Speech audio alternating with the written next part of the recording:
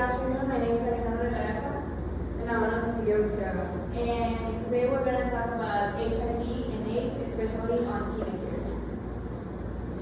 On the presentation, we're going to see the introduction, and it's basically what the HIV is, the origin, where it came from, the cases, the most frequent ones or the most intense ones, the cases specifically on teenagers and the impact it has on their daily lives, the prevention, treatments, and finally the conclusion. Okay, first of all, does somebody knows what HIV and AIDS are, or they have ever heard of it? Yes. Yes, I have like a little bit like an idea of what it is, but I don't mind if you can explain me the difference. Okay, well, we're gonna see that. We're gonna explain the basic concepts of HIV and AIDS. First of all, HIV are the initials of human immunodeficiency virus. This is a virus that attacks cells that our body needs to fight infections. So this virus makes a person more vulnerable to get illness or diseases. The immune system is is a system in our body that has the function of preventing and fighting infections and diseases. So what HIV does is that it finds these white blood cells called CD4, and it makes copies of itself inside the cells. The HIV then kills important cells of the body, so it makes the immune system to weaken, and it cannot produce enough CD4 cells to fight the virus.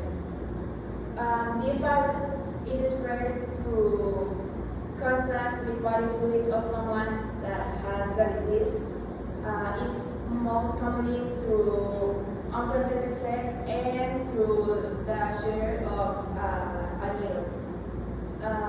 If it is not treated in time or detected in time, HIV will typically turn into AIDS in about 8 to 10 years. And once it turns into AIDS, this means that the immune system is very damaged.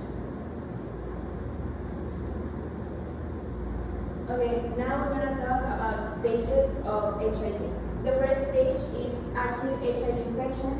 In this stage, the levels of HIV are very high and they are very present in the blood cells. So the person that has the virus, at that moment they are very, very infectious, very contagious. They may have some symptoms that are similar to what a flu is, and this is the body's natural reaction to this infection. But some people may not feel any symptoms at all, or they may feel it, but they are going to be very, very mild. The second stage is chronic HIV infection. And in this stage, HIV is still active in the body, but at very low levels. So typically the person does not have any symptoms at all. They are usually just living their daily lives like nothing. And this stage may last a decade or maybe a little bit longer, maybe a little bit less. It depends on the person. Then is the third stage called acquired immunodeficiency syndrome, called AIDS. This is the most severe stage of the disease because it's when basically the immune system is very, very weak and the body starts developing very severe symptoms and also starts developing other illnesses that usually a healthy person wouldn't develop. And if it's not treated in time, or if they do not receive the proper medication, the person with AIDS will probably only survive about 3 years. Now we're going to talk about the symptoms. The symptoms will depend a lot on the stage that they are. So, for example, if they are in the first stage, that is acute HIV, the acute HIV infection, they will have a flu-like symptoms, and these symptoms are going to appear within 2 or 4 weeks after the disease enters the body.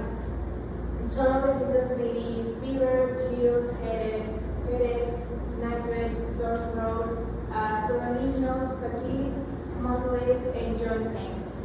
these may seem like they are a lot and they may be extreme, but they are very, very mild.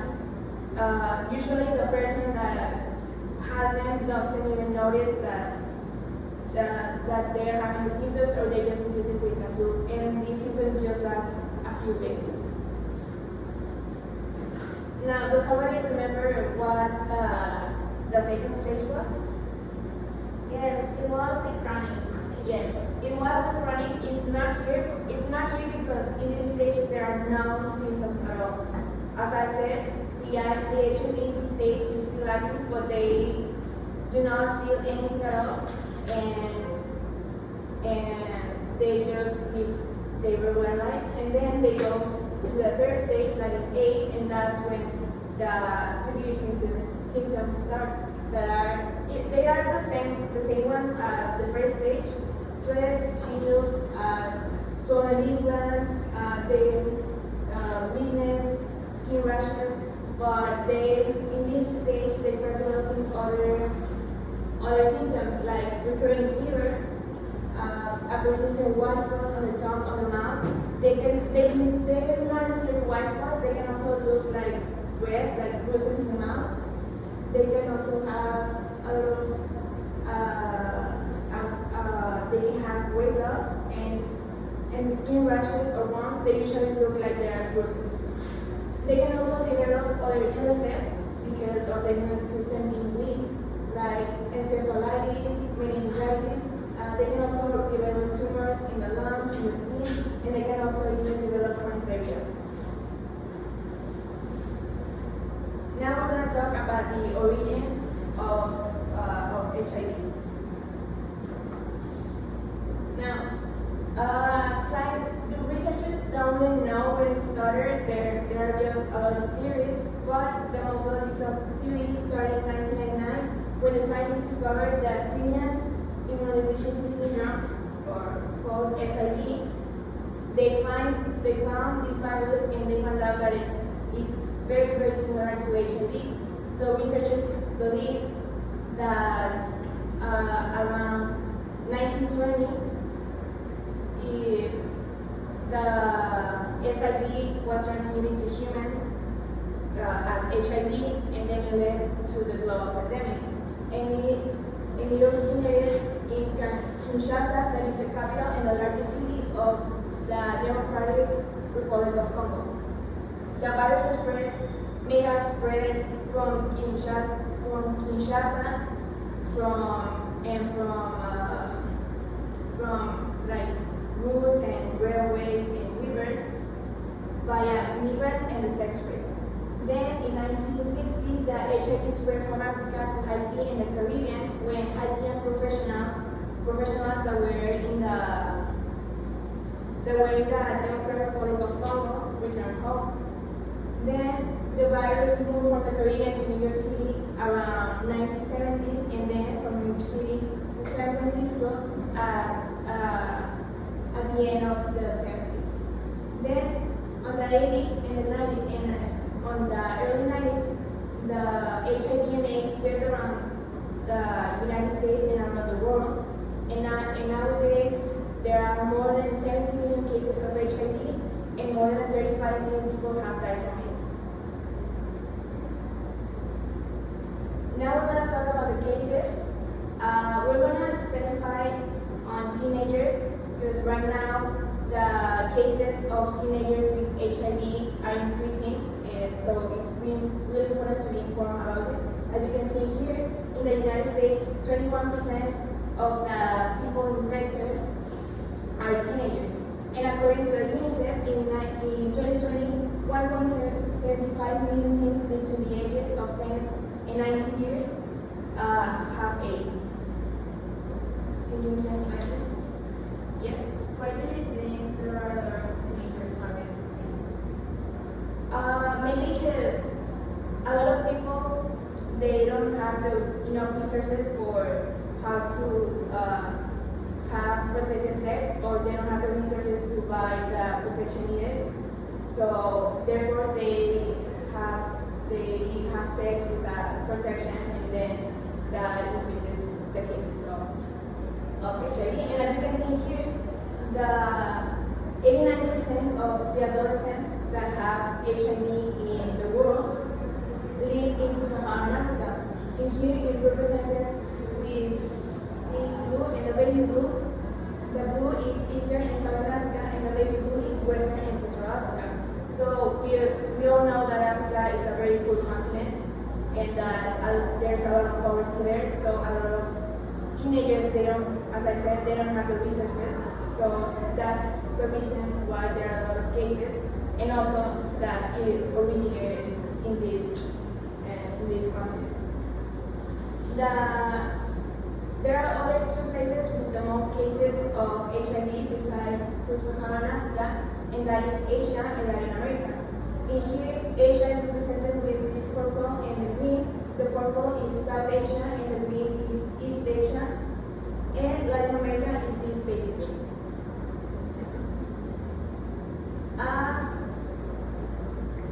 Globally, in 2020, teenage girls accounted 3/4 of newly HIV infections among teenagers.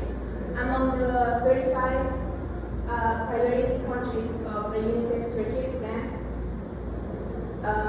4/5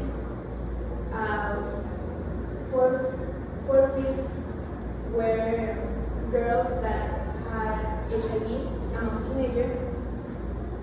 And in sub-Saharan Africa, that is represented here by these two, in these two, almost 6 times as many teenage girls were newly infected with HIV.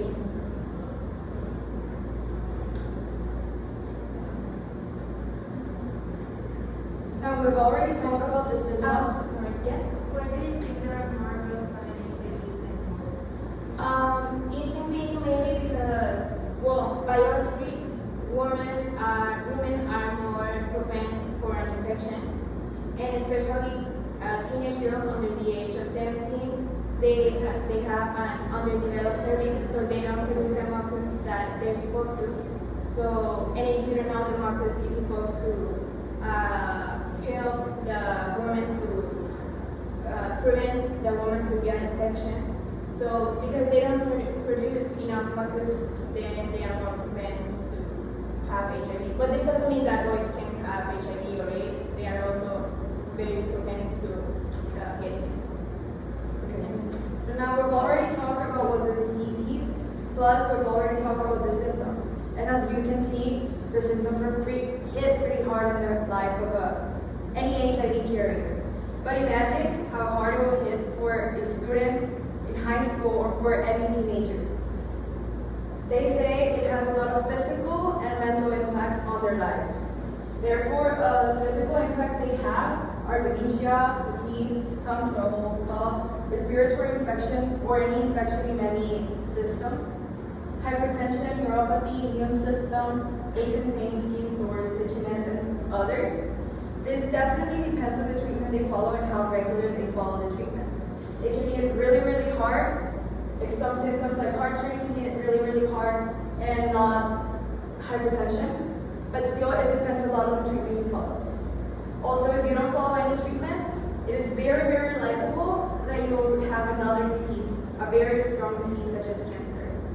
Or any small virus will hit really hard and it will even be the cause of death.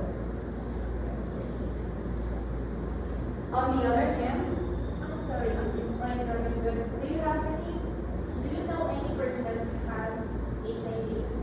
not me personally, but I've heard a case where the person was in high school and he got infected, but he didn't follow the treatment, so he died. That was a couple of years ago, actually. I think that's why you need to know about this term, right? Yeah, that's why it's really important for us to know how to get protected and how to, like, the impact it has on our lives. You know? Well, now, on the mental side of things, people that suffer from HIV or are HIV carriers normally, sadly, suffer from bullying or social exclusion. It doesn't matter the age, but bullying, it's a lot likable when you're a student in high school or middle school. This leads to depression and anxiety, which is not treated correctly because normally people do not notice adolescents having this type of sickness. That is why it leads to cognitive disorders such as dementia. If this is not treated correctly, it can lead to suicide. So it is really important for us to pay special attention to the mental health impacts, since they are not as likable to be seen as the physical health impacts. Next slide. Since there's a huge change in your life when you get HIV, and of course we're not prepared to get a disease like that, there are a lot of organizations that are willing to help people feel included and avoid discrimination, such as Let's Stop HIV Together, which is an organization that helps specifically patients with HIV. There's also the International AIDS Society, which is for all AIDS. It helps fundraising and others. Yet, I prefer the Let's Stop HIV Together, since it focuses mainly on HIV carriers. Now, on a global perspective, we have the Global Fund and the World Health Organization. The Global Fund helps fundraising money for the carriers, and finally, the World Health Organization helps on a broader way, yet it still helps non-carriers such as us be informed on the disease, on the latest updates of the treatments, and others. Now on the prevention. Once HIV hits your body and infects your body, there's no way back since there's still not a cure. That is why we must have a solid prevention system, and it must be implemented urgently. The first prevention we can use are the sexual educational classes. These are actually already implemented in many high schools and middle schools in Mexico and around the globe. But this helped a lot since a study made in 2012 by Dr. Virginia Fuan stated that schools that have sexual education classes leading to abstinence had more percentage of HIV and pregnancy than schools that taught their students about protection. Now, another prevention system is to get tested frequently. This helps, avoid the disease to spread or need an urgent care. Now, finally, the standard precaution and protection of children and teens. This means taking care of the hygiene products you use, since it is not only infected through sexual contact, but also through blood and saliva. So paying attention to the needles you use in the hospitals, the tattoo needles if they're dirty, or using illicit drug injections. It's also very crucial to prevent this disease. Next. Yes. Why do you think that schools that talk about protection have less cases of teenagers with HIV? I believe that teaching about protection or abstinence, teaching about abstinence does not make the kid not will to make any sexual thing. That is why teaching them how to prevent any infection, teaching them about the infections and pregnancy and the possible consequences is a must, since it will teach them the reality about things and what really happens around the world. So now on the treatments, as I said, there's still not a cure, so you have to learn to live with being a carrier. There are not a lot of treatments sadly yet, but there's still, the World Health Organization actually stated that they're still looking for one. But the one that is the most effective, even for teenagers or children or adults that are infected, is the antiretroviral therapy, better known as the ART therapy.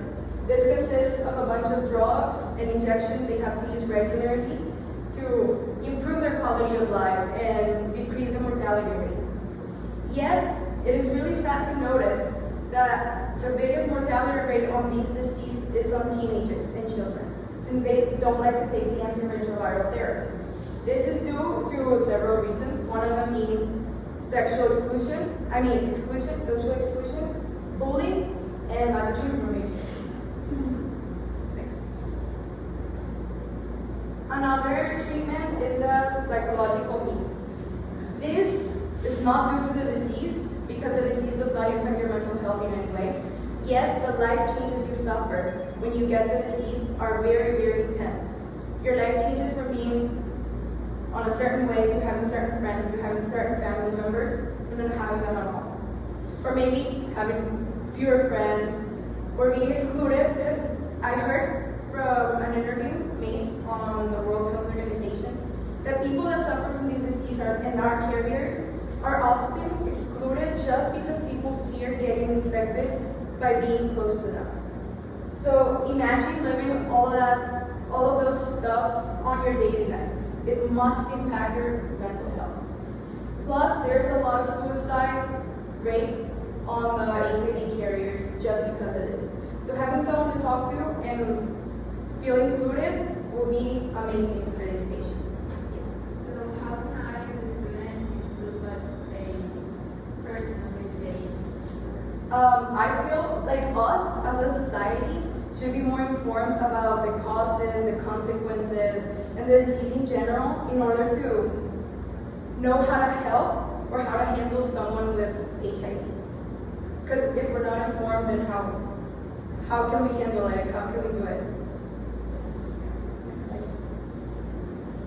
Now finally, to recap everything, we've seen what the HIV is, how it hits, because it impacts not only physically but mentally. And we've seen that a lot of organizations help with this. Yet, we can still help. Us as a society should be constantly informed about this. And we should also be using all of the surgical precautions in order to decrease the rate of this disease. Because if we're not willing to help others, what are we living for? Thank you. Are there any questions?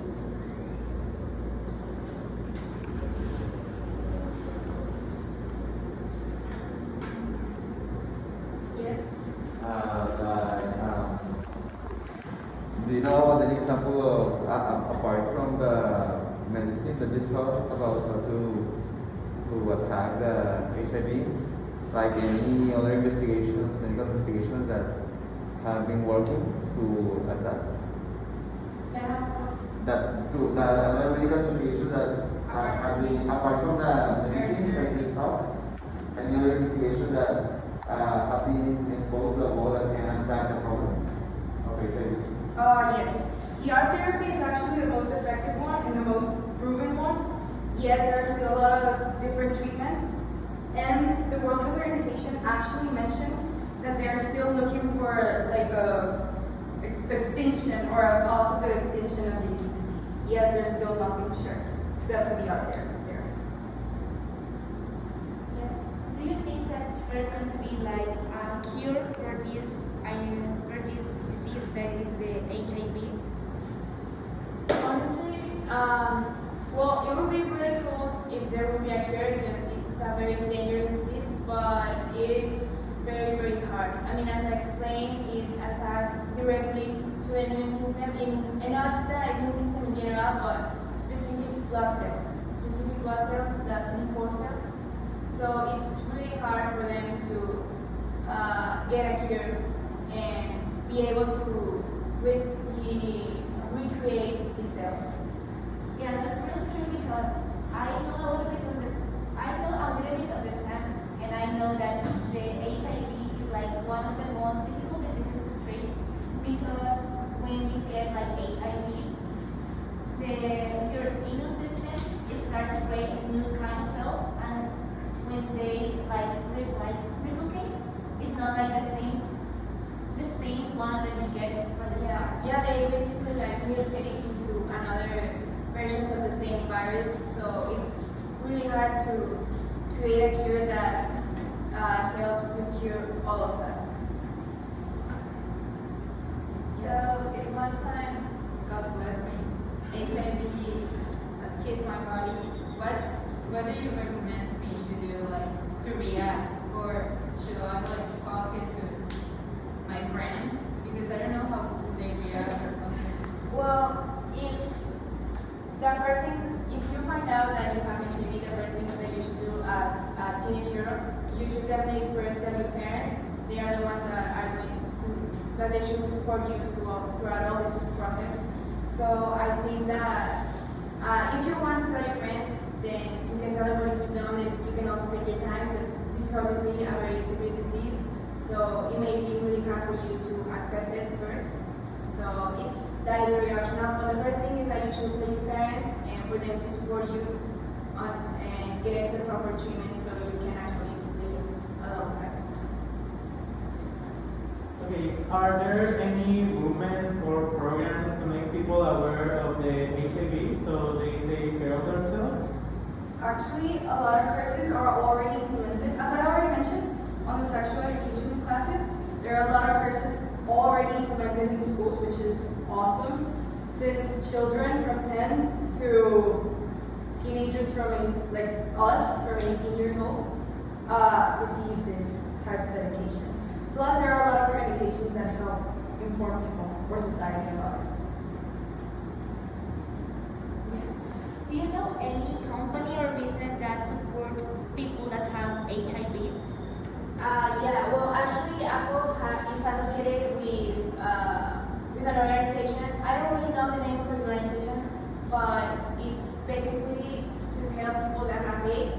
I don't know if you've seen the iPhones that have the color red. Well, some of the income that they get from those cell phones goes to that organization to help people that have AIDS. Any other question?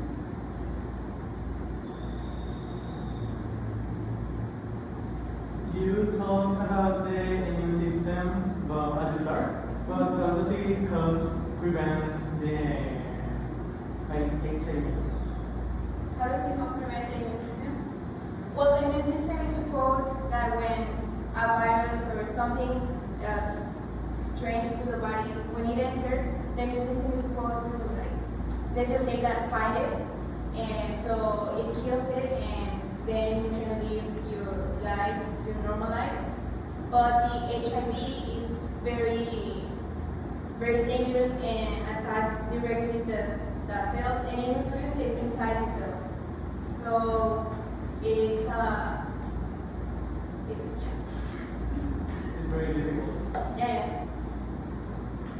I mean, and it's common that they have these classes in schools, because I have heard that from classes that they only have these sexual classes like one time in their lives from school. It is not very common where we live, yet in other places it is really common. So in Mexico, I think certain schools are already starting to implement it. So we hope that in the future it is spread all over the country. So yeah, that was actually a really good question. Yes. As you mentioned that here in Mexico there is not a lot of how can I say, like classes about sexual education. You personally, like a student, would you like to make like a campaign to prevent diseases like here in your school? Yes, of course. I will be willing to be a part of it because I really, really feel that it's very important to have this type of classes to be informed about it since we're young, like in middle school. Because it is really sad to see the HIV cases going up instead of going down. Okay, you talked about the SIV that is related to the HIV, but does the SIV can be transmitted to humans or it is only on monkeys?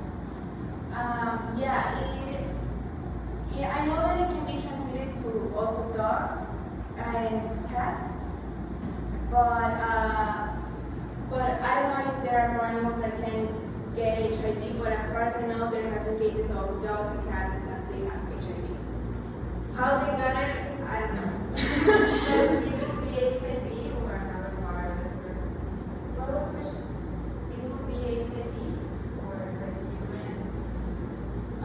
It will be HIV, but like another variant of it. Like COVID, there are a lot of variants of COVID. It will be the same with HIV, but in animals. Any other question? Do you know like what treatment the animals get to prevent the HIV?